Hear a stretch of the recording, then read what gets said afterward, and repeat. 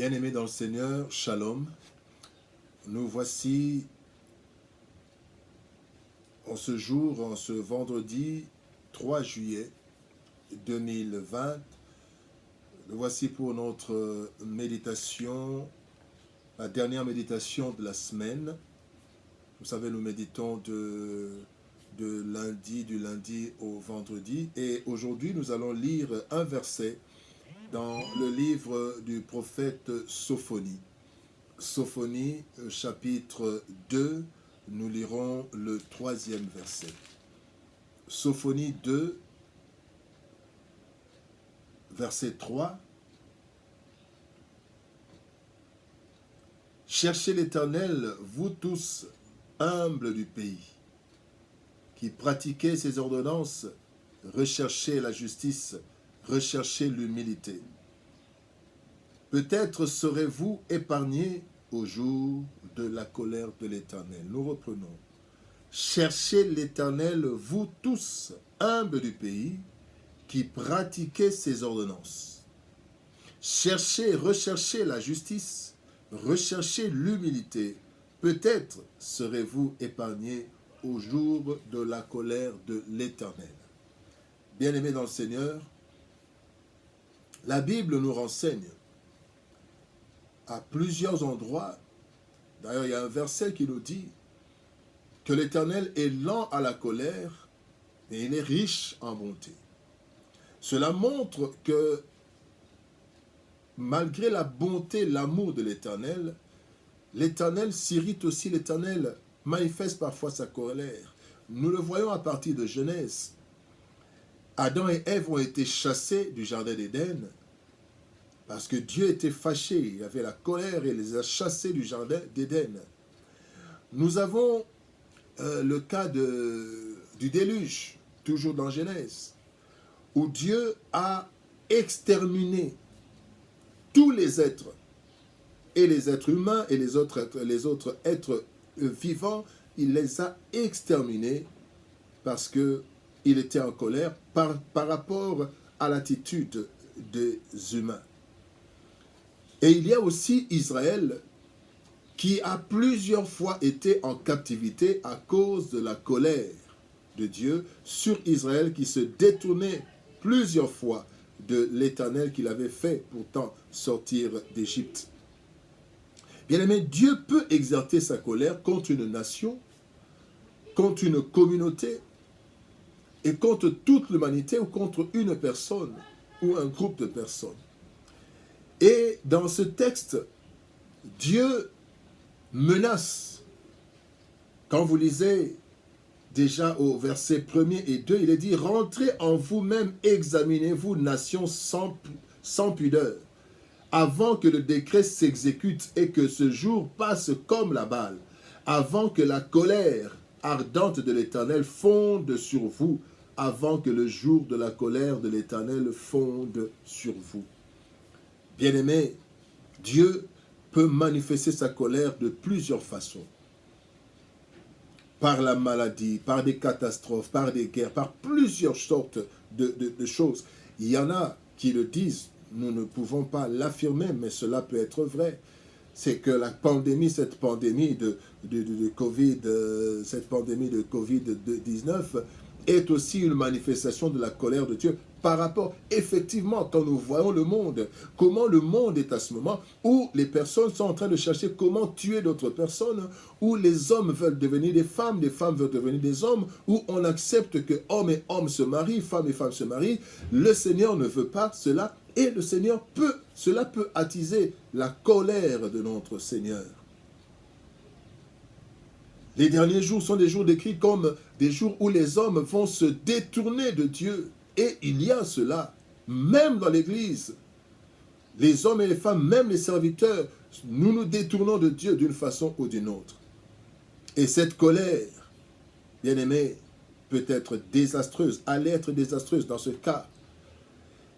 Et Dieu est en train de dire que certaines personnes pourraient être épargnées. Et quelles sont ces personnes? Qui pourront s'échapper dans ce cas et aussi dans nos cas quand le Seigneur se fâche, quand le Seigneur se met en colère contre une nation. La Bible dit, qui pourront s'échapper? Ce sont les humbles du pays qui obéissent à ses commandements. Il dit, cherchez l'Éternel. Vous tous humbles du pays qui pratiquez ses ordonnances. Bien-aimés, l'humilité devant le Seigneur, nous pratiquons les ordonnances du Seigneur, cela peut amener notre salut ou même le salut de toute une nation. Quand nous lisons dans Ézéchiel, chapitre 14, verset 13 jusqu'au verset 16, nous avons une partie, la Bible dit, « Fils de l'homme, lorsqu'un pays pécherait contre moi, en se livrant à l'infidélité, et que j'étendrais ma main sur lui, si je brisais pour lui le bâton du pain, et je lui envoyais la famine, si j'en exterminais les hommes et les bêtes, et qu'il y eut au milieu de lui ces trois hommes, Noé, Daniel et Job, ils sauveraient leurs âmes par leur justice, dit le Seigneur. » Donc ici, notre attitude de chaque jour, notre vie quotidienne d'humilité, notre vie quotidienne de respect de la parole de Dieu, celui qui marche en respectant la parole de Dieu, en suivant les commandements du Seigneur, en gardant la parole du Seigneur, bien aimé, quand il y a un malheur qui s'abat sur une ville, sur une communauté, sur une famille, la Bible nous montre que ces personnes qui marchent dans le respect de la parole de Dieu seront épargnées. Et là, on parle de Noé, de Daniel et de Job. Noé qui a été épargné dans une contrée qui était rebelle à Dieu. Et Noé a été épargné. Daniel c'est celui qui a accepté de manger plutôt des légumes et de l'eau au lieu de boire le vin de la table du roi et la viande, parce qu'il ne pouvait pas partager le repas du roi, ce roi dont les mets étaient sacrifiés, étaient présentés comme aux dieux, comme des viandes sacrifiées. Et Daniel, selon la loi, en tant que juif, il ne pouvait pas manger cela, et il a préféré des légumes et de l'eau. Et la Bible nous montre l'exemple de Daniel. Job, malgré toute la douleur, la misère, jusqu'au point où Dieu, sa femme dit à Job, injurie Dieu et meurt, Job dit, non. Si j'accepte le bien qui vient de Dieu, n'accepterai-je pas le mal qui vient de Dieu? Il a accepté, et la Bible dit que Job n'a pas péché. Et donc, bien aimé, quand nous avons un malheur dans un pays, quand nous avons un malheur dans une communauté, ceux qui marchent en respectant la parole de Dieu, ceux qui marchent en gardant la parole de Dieu, peuvent être épargnés. Je ne dis pas que nécessairement ils seront épargnés parce que Dieu peut aussi décider de les reprendre, mais là à la fin du verset, il dit, peut-être serez-vous épargnés au jour de la colère de l'Éternel. Donc c'est une possibilité qui est dans la souveraineté de Dieu, mais c'est déjà une protection. Et notre attitude, bien-aimé, nous sauvera du danger, mais notre attitude peut aussi sauver notre communauté. La Bible nous dit dans Genèse chapitre 18, verset 32, Abraham dit que le Seigneur ne s'irrite point et je ne parlerai plus que cette fois. Peut-être s'y trouvera-t-il 10 justes. Et l'Éternel dit, je ne détruirai point cette ville à cause de ces 10 justes. Bien-aimés, quand nous marchons dans l'intégrité, Dieu peut épargner notre communauté, peut épargner notre pays, peut épargner notre nation. Et il ne suffit pas d'avoir une bonne attitude, mais faudrait-il pratiquer la justice et pratiquer l'humilité. Il dit, rechercher la justice, rechercher l'humilité. Deux choses importantes. La justice est une protection. Éphésiens chapitre 6, verset 14, la partie B, nous parle de la cuirasse de la justice. La cuirasse de la justice et la justice nous protège.